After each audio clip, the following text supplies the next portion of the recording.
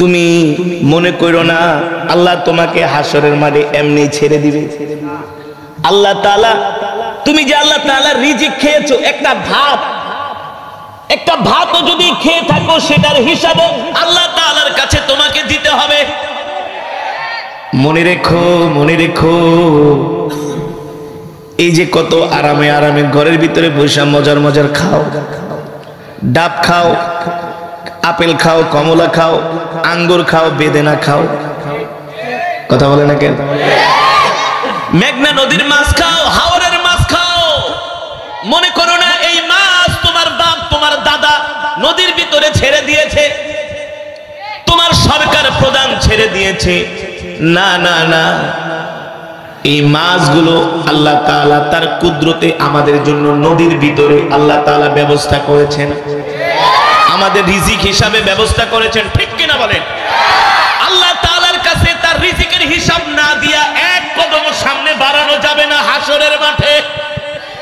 আল্লাহ তাআলা বলবে, তুই আমার যতটুকুন রিজিক খাইছস কড়ায় গন্ডায় হিসাব দে। এই রিজিক খায়া কি করছস? এই যে পানি, এটা কি? আমি যখন মিশরে পড়াশোনা করতাম, কায়রো থেকে প্রায় 250 কিলোমিটার দূর এক জায়গায় আমি প্রতি সপ্তাহে 3 দিন ক্লাস করতে যাইতাম। কায়রো থেকে 350 কিলোমিটার রাস্তা, সপ্তাহে 3 দিন ক্লাস করতে যেতাম। হঠাৎ করে একদিন ওই গাড়িটা মরুভূমির মধ্যে নষ্ট হয়ে গেছে। গাড়ির ড্রাইভার বলতেছে, আমার গাড়ির যে কন্ডিশন, এই গাড়ি 2-4-6 ঘন্টায়ও ঠিক করা সম্ভব না। মরুভূমির ভিতরে গাড়িও নাই, যা আছে সব লোড করে আসে, যাত্রী নেওয়ারও কোনো সুযোগ নাই। প্রচন্ড রৌদ্রের মধ্যে মরুভূমিতে যার কাছে যত পানি ছিল সব খাওয়া শেষ, এখন আর কোনো পানি নাই। প্রচন্ড মরুভূমির একদিকে সূর্যের তাপ আর একদিকে মরুভূমির বালুর ভিতরে রোদ লাগলে কিন্তু বালু আরো উত্তপ্ত হয়ে যায়। একটা ডিম যদি আপনি ওই মরুভূমির ভিতরে ফেটে রেখে দেন, এভাবে সেটা পোস্ট ভাজি হয়ে যাবে, এত গরম। যারা আরব দেশে থাকে তারা জানে। ওই সময় যদি পানি পাওয়া না যায় কি অবস্থা হয়। এই কারণে আরব দেশে তেলের চাইতে পানির, আরব দেশে তেলের চাইতে পানির দাম বেশি। প্রচন্ড পিপাসা লেগে গেল, পানি নাই। আল্লাহ তাআলা আসমান থেকে আমাদের জন্য পানি বর্ষণ করেন, জমিনের নিচ থেকে আল্লাহ তাআলা আমাদেরকে পানি দেন। ঠিক কিনা বলেন? এই যে আমরা যে স্বচ্ছ পানিগুলো খাই, 1000-1500 ফিট নিচ থেকে নলকূপ থেকে যে পানি ওঠে, বিজ্ঞানীরা প্রমাণ করে দেখেছে ওই পানির মধ্যে আল্লাহ তাআলা আমাদের শরীরকে সুস্থ রাখার জন্য আল্লাহ তাআলা ওই পানির মধ্যে এমন কিছু মেডিসিন মিলিয়ে দিয়েছে, যেই পানিগুলো খেলে আমাদের শরীরটা, পেট পরিষ্কার হয়ে যায়, কিডনি পরিষ্কার হয়ে যায়, লিভার পরিষ্কার হয়ে যায়। আল্লাহু আকবার। এই পানি সৃষ্টি করেছেন কে? এই যে আপনাদের পাশেই একটা তেলের একটা আছে, গ্যাস পাম্প আছে, গ্যাস আছে, গ্যাস ফিল্ড যেটাকে বলা হয়, যেখান থেকে তেল ওঠে, গ্যাস ওঠে। আপনারাই বলেন, এই মাটির নিচে তেল আর গ্যাসের ব্যবস্থা করেছেন কি? আরো জোরে বলেন। পৃথিবীর কোন রাষ্ট্রপ্রধান এমনি জনগণের পয়সা দিয়ে রাষ্ট্র চালায়, তাতেই মনে হয় যে একেবারে নিজের পকেটের পয়সা দিয়ে চালায়। আর যদি তেলের কূপ নিজের হইতো, তাইলে তো পৃথিবীর রাষ্ট্রপ্রধানরা জনগণকে মারতে মারতে একেবারে ফাটায় ফেলাইতো, যে বেটা আমার বাবার তেল। সৌদি আরবে প্রতি বছর বিলিয়ন বিলিয়ন গেলান তেল ওঠে। এই তেল সৌদির রাষ্ট্রপ্রধানের তেল নয়, এই তেল হলো আমার আল্লাহ তাআলার কুদরতি নিয়ামত। ঠিক কিনা বলেন? তেলের মালিক কি? গ্যাসের মালিক কি? কোরআনে আছে কি আছে না? আল্লাহ তাআলা বলে, বান্দারে আমি আল্লাহ তোমাদেরকে এত নিয়ামত দিয়েছি, ওয়া ইন তাউদ্দু নি'মাতাল্লাহি লা তুহসুহা। ইন্নাল্লাহা লাগফুরুর রহিম। আল্লাহু আকবার। আল্লাহ তাআলা বলে, দুনিয়ার মানুষ, আমি আল্লাহ তোমাদেরকে এত নিয়ামত দিছি, তোমরা কিয়ামত পর্যন্ত গণনা কইরাও আমার নিয়ামত শেষ করতে পারবে না। আল্লাহু আকবার। গণনাও কইরা শেষ করতে পারবা না, খেয়েও শেষ করতে পারবা না। সুবহানাল্লাহ বলেন। এই নিয়ামতগুলো আল্লাহ তাআলা আমাদেরকে দিয়েছেন। একবার চিন্তা করে দেখেন, আল্লাহ তাআলা শীতের দিনে আমাদের জন্য এক সবজি দিয়েছেন। এখন কি দিন? জোরে বলেন। শীতের দিনে এক সবজি। বাজারে গেলে কত সুন্দর কি পাওয়া যায়? আরে মিয়া নাম কর না, নাম নাই।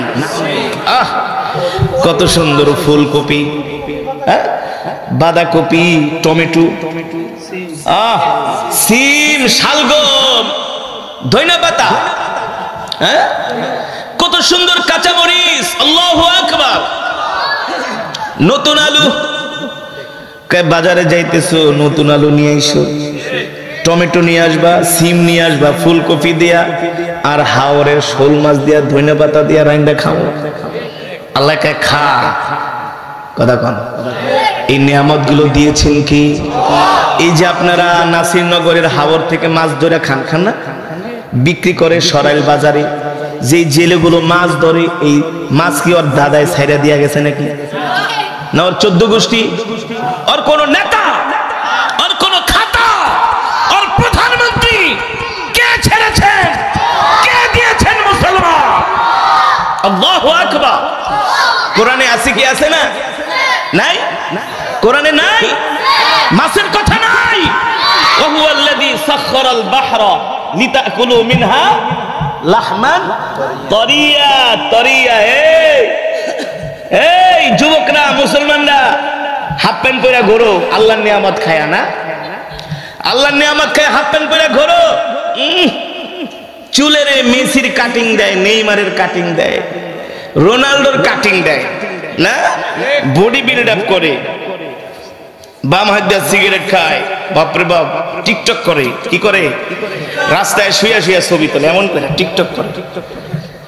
টিকটক করে সারাদিন বাংলা সিনেমা দোষ। আইপিএল এর খেলা কবে? বিপিএল এর খেলা কবে?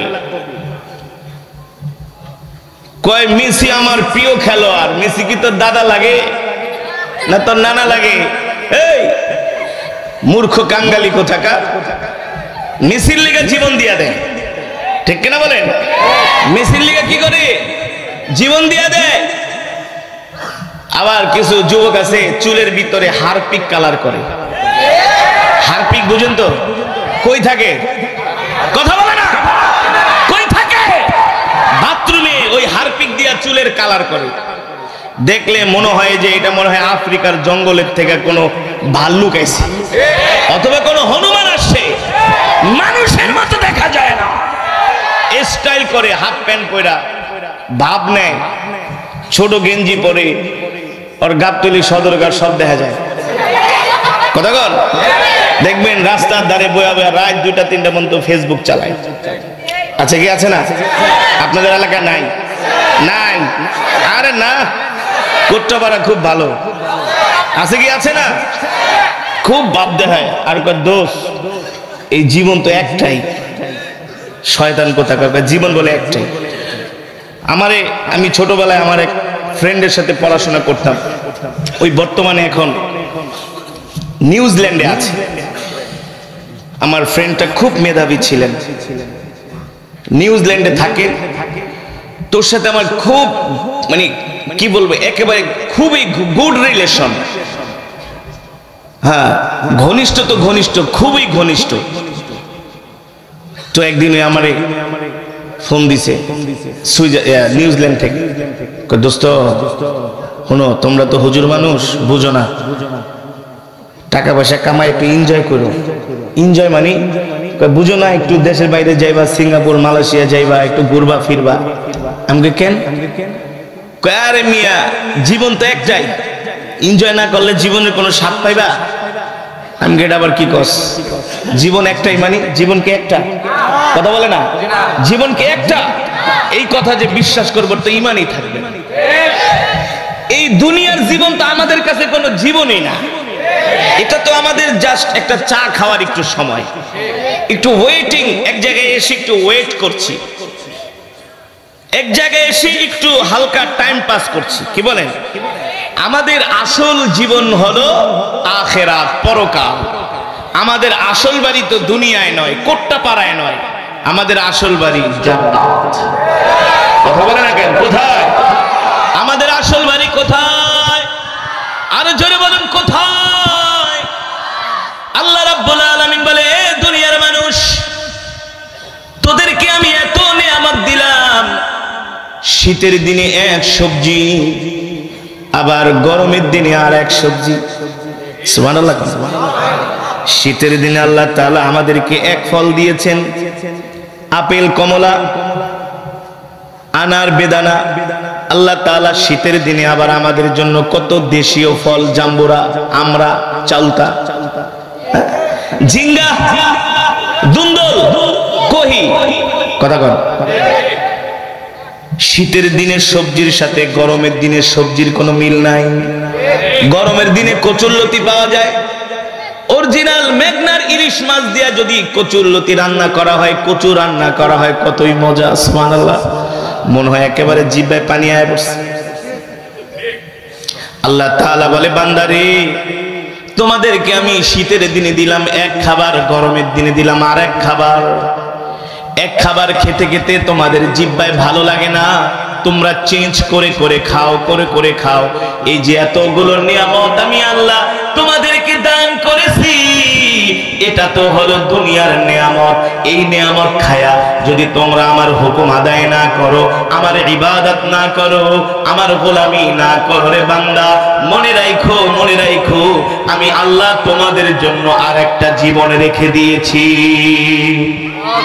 যদি ইবাদত করো আমার এই নিয়ামত খেয়ে, তাহলে আমি আল্লাহ পরকালে জান্নাতে তোমাদের জন্য এর চাইতে আরো উত্তম নিয়ামতের ব্যবস্থা করব। আল্লাহু আকবার। জোরে বলুন আল্লাহু আকবার। এই কারণে যুবক মুসলমান, আল্লাহ তাআলা আমাদেরকে দুনিয়াতে পাঠিয়েছেন আল্লাহ তাআলার ইবাদত করার জন্য, আল্লাহ তাআলার গোলামি করার জন্য, 5 ওয়াক্ত নামাজ পড়ার জন্য। আল্লাহ তাআলা আমাদেরকে দুনিয়াতে পাঠিয়েছেন কোরআন পড়ার জন্য।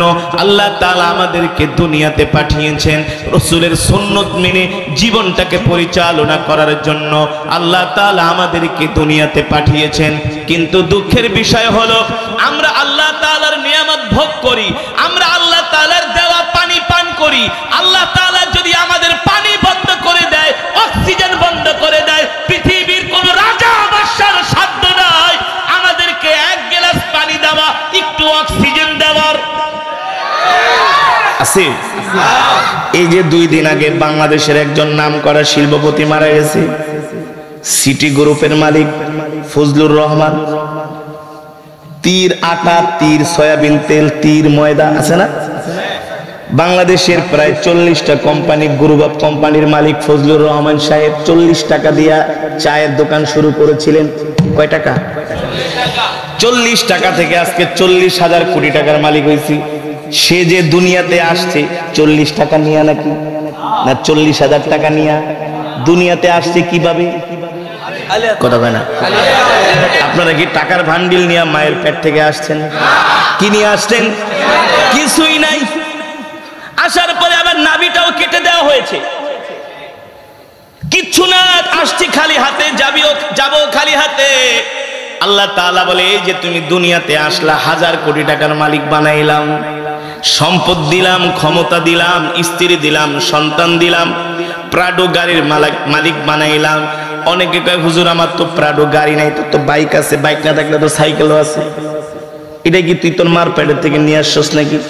দিয়েছেন কে? আরো জোরে বলেন কে? বলে, হুজুর আমার স্ত্রীর দিকে তাকাইলে আমার এত ভালো লাগে। আরে তুই তো তোর স্ত্রীকে তোর মায়ের পেট থেকেও নিয়ে আসছ নাই, স্ত্রীও তো কে দিয়েছেন? আল্লাহ তাআলা জোড়ায় জোড়ায় সৃষ্টি করেছে। সুবহানাল্লাহ। বলে, হুজুর আমি আমার সন্তানটাকে এত ভালোবাসি, আমার সন্তান একদিকে দুনিয়া, বলে কি বলে না? অনেক বাবারা বলে আমার সন্তান একদিকে, আমার দুনিয়া আর একদিকে। আরে সন্তানও তো তুই তোর মায়ের পেট থেকে আনতে পারোস নাই, এই সন্তান দিয়েছেন কে? আরো জোরে বলুন। আল্লাহ তাআলা বলে, বান্দা ইয়া আইয়ুহাল ইনসানু মা গররাকা বিরাব্বিকাল কারীম। আল্লাহ রাব্বুল আলামিন বলে, এই দুনিয়ার মানুষ তোরা কিভাবে আমার কাছ থেকে তোরা দূরে সরে থাকোস রে বান্দা। পৃথিবীর এমন কোন শক্তি তোদেরকে তোদের রব থেকে দূরে সরায় রাখে? আসলে তো আমি আল্লাহই তোদেরকে সৃষ্টি করেছি, তোদের কোনো অস্তিত্ব ছিল না। মিন নুতফাতিন খলাকাহু ফাকদ্দারা সুম্মা সাবিলা ইয়াসসারা সুম্মা আমাতাহু ফাআকবারা। আল্লাহ রাব্বুল আলামিন বলে, এ দুনিয়ার মানুষ, আমি আল্লাহ তোদেরকে এক ফোঁটা নাপাক পানি দিয়ে সৃষ্টি করেছি, ঠিক কিনা বলেন? তোদের ঘর ছিল না, বাড়ি ছিল না, থাকার কোনো জায়গা ছিল না, কোন জমিনে তার জন্ম হবে সেটাও জানার ছিল না, ঠিক কিনা বলেন? আপনি যে কোট্টা পাড়ার এই ব্যাপারী বাড়িতে জন্ম নিবেন আপনি জানেননি? জানেন কি? আরো জোরে বলুন কে? আল্লাহ তাআলা বলে, আমি আল্লাহ তোকে থাকার জায়গা দিলাম, খাওয়া দিলাম, রিজিক দিলাম, সুঠাম দেহ দিলাম, দুইটা চোখ দিলাম, হাত দিলাম, কান দিলাম, পা দিলাম। এ বান্দা, চলাচলের জন্য যত উপকরণ দরকার সব কিছু আমি আল্লাহ তোদেরকে দিলাম, কিন্তু দুনিয়ার নেয়ামত পায়া তোরা তোদের রবকে ভুলে গিয়েছিস, ঠিক কিনা বলেন? ভুলছি কি বলছি না? হ্যাঁ বলেন নাই? আপনারাই বলেন, আপনাদের এলাকায় জুমার নামাজে কয় কাতার মুসল্লি হয়? জোরে কয় না? জোরে কয়, আরো জোরে, আরো জোরে। পুরা মসজিদ ফুলফিল ভরে যায়, ঠিক কিনা বলেন? জুমার নামাজে মসজিদ ভরে যায়, জুমার নামাজে জায়গা দেওয়া যায় না। ফজরের নামাজে কয় কাতার? কথা কয় না গে? কথা কয় না গে? 3 জন 5 জন 6 জন এক কাতারও হয় না, ঠেলা ঠেলা হইতে পারে কোনোদিন এক কাতার? হ্যাঁ, এক কাতার কোনোদিনই কেন হয় না? কারণ কি? কারণ হলো বাংলাদেশের যত মুসলমান আছে 100-র মধ্যে 90% হলো মুনাফিক। মুখে একটা, অন্তরে একটা, সব হলো মিথ্যাবাদী, বাটপার, চিটার, ধোঁকাবাজ, প্রতারক, গরু খাওয়া মুসলমান। যারা আলেমদেরকে গালি দেয় ওরা আবার ভালো মুসলমান হয় কিভাবে? যারা আলেমদেরকে সম্মান করে না ওরা আবার ভালো মুসলমান হয় কিভাবে? ঠিক কিনা বলেন? জুমার নামাজে মুসল্লিতে জায়গা দেওয়া যায় না, আর ফজরের নামাজে মুসল্লি পাওয়া, তাইলে কেমন মুসলমান? সব হলো মুনাফিক মার্কা, গরু খাওয়া মুসলমান। আল্লাহ তাআলাকে মুনাফিকি করিস না, আমার নিয়ামত খায় আমার গোলামি কর, নাইলে কিন্তু আমি আল্লাহ করায় গন্ডায় হিসাব নিয়ে দেখায় দিব, ঠিক কিনা বলেন? করায় গন্ডায় হিসাব নিয়ে দেখায় দিব। এই কারণে যুবক মুসলমান, আমি কি বুঝাতে চাচ্ছি? আমাদের রিজিকের মালিক আল্লাহ, হায়াতের মালিক আল্লাহ, সব কিছুর মালিক আল্লাহ। এই দুনিয়ার জমিনে সেই আল্লাহর হুকুম মানতে হবে, ঠিক কিনা বলে? সেই আল্লাহর হুকুম হলো রাত 3টা বাজে ওইটা আর্জেন্টিনা ব্রাজিলের ফুটবল খেলা দেখা, আইপিএল বিপিএল দেখা, ঠিক না? সেই আল্লাহর হুকুম হলো সারাদিন শুধু মার্কার পিছনে দৌড়ানো, নামাজ রোজা বাদ দিয়া, নামাজ বাদ দিয়া শুধু নেতাগো পিছনে দৌড়ানো, নাকি? আল্লাহর হুকুম হলো 5 ওয়াক্ত নামাজ জামাতের সাথে আদায় করা, ঠিক কিনা বলেন? যেমন করে জুমার নামাজে মুসল্লিতে জায়গা দেওয়া যায় না, ফজরের নামাজেও যেই দিন থেকে জুমার নামাজের মতো মুসল্লি হবে সেই দিন বাংলার জমিনের প্রত্যেকটা ঘর হবে জান্নাতের টুকরা। কিসের টুকরা? তখন এই জমিনে কোনো হিংসা থাকবে না, মারামারি, কাটাকাটি, হানাহানি থাকবে না। যেই দিন জুমার নামাজে ফজরের নামাজের মতো কি হবে? কি হবে? মুসল্লি হবে। কি হবে? আর যতদিন পর্যন্ত জুমার নামাজের মতো ফজরের নামাজে মুসল্লি না হবে, এই 40 বছর ওয়াজ শুনতেই পারবেন, কোনো লাভ হবে না। কোথায় একেবারে ক্লিয়ার। এই কারণে ওয়াজ শুনলে হবে না, আমল করতে হবে। কি করতে হবে? আমল করতে হবে। আমল আমল আমল আমল আমল করতে হবে। আমল করবেন তো ইনশাআল্লাহ? আমল করবেন তো ইনশাআল্লাহ? সিরাজগঞ্জে আমার এক মাহফিলে 250 যুবকরা দাড়ি রাখছে। মাদারীপুরে প্রায় 200-র উপরে যুবক দাড়ি রাখছে। গতকালকের এক মাহফিলে 40 জন যুবক দাড়ি রাখছে। দেখি তো আজকের মাহফিলে কয়টা যুবক দাড়ি রাখার নিয়ত করে, একটু দেখি তো। দাঁড়াও দাঁড়াও, যে হুজুর আর কোনোদিন দাড়িতে খুল লাগাবো না। দেখি দেখি, এই বেটা মাদ্রাসার ছাত্র বয়, যাদের ক্লিন শেপ দেখি, দাঁড়াও তো দাঁড়াও তো। ইমানি আওয়াজ দিয়ে বলি আলহামদুলিল্লাহ। আল্লাহর বান্দারা, সমস্ত প্রশংসা কার জন্য? আর ইমানি আওয়াজ দিয়ে বলেন মুসলমান কার জন্য? একমাত্র মহান রব্বুল আলামিনের জন্য, যিনি আমাদেরকে সৃষ্টি করেছেন। ঠিক কিনা বলেন? মুসলমান, আমাদের হায়াতের মালিক কে? আমাদের রিজিকের মালিক কে? আমরা কার গোলাম? এক আল্লাহর গোলাম। ঠিক কিনা বলেন? মুসলমান আল্লাহ ছাড়া কাউকে ভয় পায় না। ঠিক কিনা বলেন? মুমিন আল্লাহ ছাড়া কারো সামনে মাথা নত করে না। করে? মুমিন আল্লাহ তাআলা ছাড়া কারো সামনে মাথা নত। মুসলমান, সেই মহান আল্লাহ রব্বুল আলামিনের জবানের কালাম থেকে তেলাওয়াত করেছি, আপনারা শুনেছেন। এক এক হরফে কমপক্ষে 10টি করে নেকি পেয়েছেন। আর আসতে বলেন সুবহানাল্লাহ। এক এক হরফে কয় নেকি? এই মাজমায় যারা উপস্থিত হয়েছেন সকলেই এক খতম করে করে কোরআনুল কারীমের সওয়াব পেয়েছেন। কিভাবে বলতে পারবেন? এক খতম করে করে যে কোরআনুল কারীমের সওয়াব পেলেন, কিভাবে বলতে পারবেন? শুধু আলেমরা বলতেছে সূরা ইখলাস, কিন্তু আপনাদের পাড়ায় পাড়ায় মহল্লায় মহল্লায় এত মাহফিল হয়, বলতে পারলেন না। বলতে পারবেন কিভাবে? ওয়াজ তো এক কান দিয়ে শোনেন আর এক কান দিয়ে বের করে দেন। ঠিক কিনা বলেন? 40 বছর ধরে ওয়াজ শোনে, কিন্তু কোনো পরিবর্তন নাই। আছে কি আছে না? 40 বছর ধরে মাহফিল শোনে, এখনো সুদ খাওয়া ছাড়তে পারে নাই, ঘুষ খাওয়া ছাড়তে পারে নাই, মিথ্যা কথা বলা ছাড়তে পারে নাই। আছে কি আছে না? প্রতারণা করা ছাড়তে পারে নাই। এই ওয়াজ শুনে কোনো লাভ হবে না। ওয়াজ শুনলে আমল করতে হবে। ঠিক না ভাই? ওয়াজ শুনে কি করতে হবে? গতকালকের এক মাহফিলে প্রায় অনেকগুলো কলেজ ইউনিভার্সিটির ছাত্ররা দাড়ি রেখেছে। তার আগের দিনে মাদারীপুরের এক মাহফিলে একসাথে প্রায় 200-র উপরে স্টুডেন্ট দাড়ি রাখার নিয়ত করেছে। আমি বলছি বয়ান করব, এই বয়ান শুনে যদি তোমাদের ভিতরে পরিবর্তন হয়, তাহলে এই বয়ান শুনে লাভ হবে। ঠিক কিনা বলেন? দাদায় নাতিরে কয়, নাতি নারকেল গাছে উঠা একটু নারকেল পার, ডাব পার, গরমের দিন খুব পিপাসা লাগছে। নাতি কয়, দাদা তুমি আমার কলিজার টুকরা, দাদা তুমি আমার মুরব্বী, আমি তোমার মাথার উপরে লাফায় লাফায় উঠুম, এটা তো বেয়াদবি হয়, এই বেয়াদবি আমি করতে পারবো না। দাদায় নাতিরে কি বলে? তুমি আমার কলিজার টুকরা দাদা, তোমার বয়স 70 আর আমার বয়স মাত্র 12 বছর, আমি তোমার মাথার উপরে লাফায় লাফায় উঠবো, এটা বেয়াদবি হবে, তোমার মাথার উপর আমি উঠতে পারবো না। বুঝেন নাই? নাতি হইল ভীষণ, মানে ওই গাছে উঠবো না, এটা হলো মেইন। এটা উঠবে না, এটা হচ্ছে মেইন কথা। মানে সে দাদারে গাছে উঠাইবে, গাছে উঠে যদি পরে টোরা মরে যায়, বুড়া মানুষ মরে গেলে যাক, মরে গেলে যাক, আমি গাছে উঠুম না।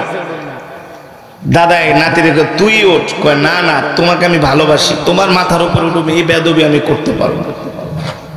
দাদাই কি করবে? নিরুপায় হইয়া কাছার মাইরা গাছে উঠছে। কাছার পর্যন্ত কি বলেন তো আপনাদের বিবাড়িয়া ভাষায় কি বলে? লেংটি। লেংটি তো লেংটি মারলে তো আখাউড়া রেলগেট আর আশুগঞ্জের বন্দর সব দেখা যায় নাকি? মনে হয় যে বিশাল একটা চর জাগছে। এখন দাদা তো লেংটি মাইরা গাছে উঠছে। ডাব পড়ার পরে নাতি দাদার ডাব কাইটা নাতি রেখে তুই খা। নাতি কয়, দাদা আপনি মুরব্বী মানুষ, আমাকে আগে পানি সারতেছেন, না খাইলে তো বেয়াদবি হবে, এই বেয়াদবি আমি করতে পারবো না। দাদায় মনে মনে কয়, আল্লাহ নাতি তো বহুত বহুত চালাক হয়ে গেছে আমল লাগে থাইকা। দাদা এই বেয়াদবি আমি করতে পারবো না, আপনি মুরব্বী মানুষ, আমাকে সাথছেন দেন, আগে আপনার দায়িত্ব পালন করি, আপনার নির্দেশ পালন করি। এখন পানি টানি খাওয়ার পরে নাতি কয় দাদা আসলে আপনাকে নারকেল গাছে উঠানোর উদ্দেশ্য আমার ছিল না, আপনাকে নারকেল গাছের উঠানোর উদ্দেশ্য আমার, আমি উঠতাম, কিন্তু আমি একটা জিনিস আপনাকে যাচাই করার জন্য, পরীক্ষা করার জন্য, জাস্টিফাই করার জন্য আপনাকে আমি নারকেল গাছের মাথায় উঠাইছি। দাদা একটা বাবারে বাবা, নাতি তো আমার বিশাল বড় নাতি হয়ে গেছে জ্ঞানী, তো কি তুমি যাচাই করতে চাচ্ছিলা? দাদা আপনি তো আমাকে নিয়ে গতকালকে ওয়াজ শুনেছেন। হ্যাঁ শুনছি। ওয়াজ কি বেটা নতুন শুনি নাকি? ওয়াজ শুনতেছি আজকে 40 বছর ধরে। কয় বছর? কয় বছর? কয় বছর? তো দাদা 40 বছর ধরে ওয়াজ শোনেন, তো হাঁটুর উপরে কাপড় উঠাইলে কি হয়? কি হয়? ফরজ ফরজ তরক হয়ে যায়। 40 বছর ধরে ওয়াজ শুনলেন আর আপনি হাঁটুর উপরে কাপড় উঠায় নারকেল গাছে উঠলেন। আপনি ভালো হলে তো কইতেন যে না নাতি আমার নারকেল টারকেল খাওয়ার দরকার নাই, আমি এই ফরজ তরক করতে পারবো না। দাদাকে তুমি আইছো তোমার ফরজ নেয়া, তুমি কি মনে করছো আমি কি ওয়াজ শুনে কি এদিকে আমল করি নাকি? আমল করেন না মানে কারে বলত? ওই যে আমরা ওয়াজ শুনতে যে আমাদের বাড়ির সামনে একটা খাল আছে না, কি আছে? এই যে আপনাদের এলাকায় ঢোকার মেন রোডের থেকে একটা ছোট কালভার্ট ব্রিজের মতো আছে না একটা খাল, কি প্রতিদিন বেটা ওয়াজ শুনতে যাই, ওয়াজ যা শুনি সব খালের ওই পারে রেখে আসি, জীবন ওই ওয়াজ বাড়িতে আনি না। এই ওয়াজ কি বাড়িতে আনি না, বাড়িতে আনলে কি আমি 70 বছর বয়সে আবার বেটা কাঁচার মেরে কি লিংটি মেরে কি আমি নারকেল গাছে উঠতাম? তো 40 বছর ওয়াজ শুনলে কোনো লাভ হবে না, আমল করতে হবে, ঠিক কিনা বলেন? আপনাদের বিবারিয়া ধার্মিকতার দিক থেকে আলহামদুলিল্লাহ 1 নাম্বার, আবার মারামারির দিক থেকেও 1 নাম্বার, ঠিক কিনা বলেন? খেলা হয় সেই কাতারে, খেলা হয় সেই রাশিয়ায়, জার্মানে, মারামারি হয় এই বিবারিয়া চরে, কই জানি নবীনগর, পুলিশ মোতায়েন করে নবীনগর। এই দুঃখ সওয়া যায়। বিবারি খেলা হয় সেই জার্মানি, পুলিশ মোতায়েন করে যে সেই নবীনগর। কেন বলছি মুসলমান? আল্লাহ রাব্বুল আলামিন আপনার আমার কলিজার টুকরা নবীর উপরে কোরআন নাযিল করলেন আর বলছেন ওয়ানুনাজ্জিলু মিনাল কুরআনি মা হুয়া শিফাউ ওয়া রাহমাতুল লিল মুমিনিন ওয়ানুনাজ্জিলু মিনাল কুরআনি মা হুয়া শিফাউ ওয়া রাহমাতুল লিল মুমিনিন ওয়া লা ইয়াজিদুয যালিমিনা ইল্লা খাসারা। আল্লাহ রাব্বুল আলামিন বলেন নবী আমি আল্লাহ আপনার উপর কোরআন নাযিল করেছি মুমিনের শিফার জন্য। কিসের জন্য? মুমিনের মুক্তির জন্য আমি আল্লাহ আপনার উপর কোরআন নাযিল করেছি। এই কোরআন আমি আল্লাহ আপনার উপর নাযিল করেছি। এই কোরআনের কপিটা সুন্দর একটা দামি কাপড় দিয়ে পেঁচিয়ে ঘরের আলমারির মধ্যে রেখে দেওয়ার জন্য আমি আল্লাহ কোরআন নাযিল করি নাই। কথা বলে না কেন? এই কোরআন শুধু মসজিদের সেলফের মধ্যে রাখার জন্য আল্লাহ নাযিল করে নাই, ঠিক কি না বলেন? এই কোরআন শুধু বছরে একবার খতমে তারাবি পড়ার জন্য আল্লাহ তাআলা কোরআন নাযিল করে নাই। একটা কথা মনে রাখবেন, আল্লাহ রাসূলের হাদিস, আল্লাহ তাআলা নবীর উপরে কোরআন নাযিল করেছেন, আমাদের উপরে কিন্তু কোরআনের হক আছে। কথা বলে না কেন? জোরে জোরে আওয়াজ করবেন। মারামারি করার সময় তো চিল্লাইতে পারেন, নির্বাচনের স্লোগানের সময় চিল্লাইতে পারেন, তো এখন আসতে কেন? প্যান্ডেল ফাটায় ফেলাইবেন, ঠিক কিনা বলেন? যাতে আশেপাশে যারা আসে না গান শুনতেছে, আসে না নির্বাচনী ক্যাম্পের ভিতরে বৈশা বৈশা মমতাজের গান শোনে, ওরা যাতে বুঝতে পারে এখানদার কিছু, এখানে কিছু ইমানদার বৈশা আছে, কিছু মুমিন আছে, কিছু আল্লাহর পাগলেরা আছে, মুসলমান, আমাদের প্রতি আল্লাহ তাআলার কোরআনের হক আছে। কি আছে? আর জোরে বলুন, কি আছে? আমাদের প্রতি কোরআনের হক আছে। যুবক, কুট্টাপাড়ার যুবক শুনে রাখো,